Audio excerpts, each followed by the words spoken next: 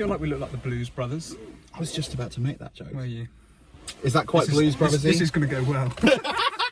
Come on then, let's put some music on. Okay, so you'll remember from last time I introduced Gordon to some of my heavy metal. I played him a bit of Metallica, a bit of POD. Now, look, I've continued trying to introduce Gordon to metal, and it's just not working. So I was reading some scripture, and I was reading about the part where, you know, Pharaoh hardened his heart.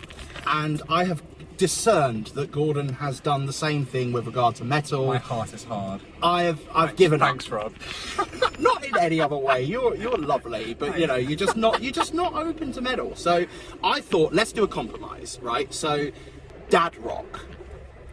Introduce me to dad rock. All right, okay. So here we go. Higher by Creed. Who knows this one? All right, what do you think of that?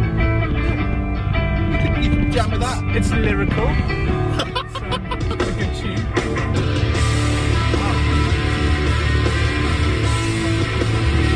Very good in America. That's a lot louder.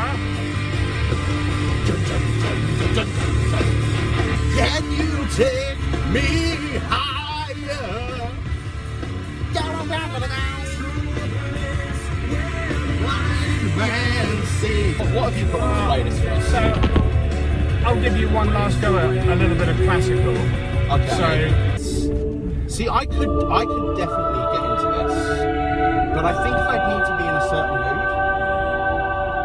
mood. We're all one big community, aren't we? And I think we need to remember that, you know, like just whatever our musical tastes, whatever our personal preferences or personalities even, we are one community under Jesus, aren't we? I think my question for you is going to be, when have you seen church do community really well? My sending church, St Mark's Gillingham, this fed into the preaching quite a lot. So Saju, who is now the Bishop of Loughborough, I doubt he's watching this because he's really busy. We'll send it to him. We'll send it to him. But like, he taught us about Feed the 5,000, where he said, we are going to feed as a church, and we were like 120 in our church at that time, we're going to feed 5,000 people, and that can mean you having people over for dinner from your congregation or whatever.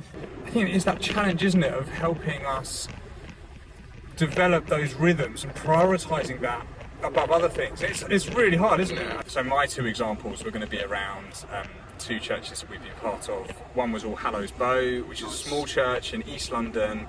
The first Sunday I was there, kind of like just visiting, thinking about doing an internship there, I was invited back to someone's house for pizza along with, you know, 10, 15 other people in the congregation. We were packed into this tiny house, and it was great. And that was quite easy to do because you could invite the whole church, because there were like 50 people there on a Sunday evening, and 15, 20 people would come, and that was very doable. We thought, being part of a bigger church, that was going to be really, really difficult. Like, how do you just do that with a big church? But then we spent a month with a church in Sheffield, St Thomas Crooks, and they did it really well. They just had, there was just this culture where people would often invite people into their homes for a meal. I think it's about trying to give people a vision for it, and I think it's about trying to normalise it within our little community. I say little, I mean within our sort of like church family, for it to become a lot more normalised. Yeah. So this is some old school Christian rock that I grew up with. Delirious. Oh, probably very well known. I know them. They see all the people in my youth group that ran it were into this, and it was like that kind of era, early noughties. Oh, well, mate, great road trip. Look forward and to seeing until you next time. Look forward to seeing you at Bennett. Bennett. Bye bye.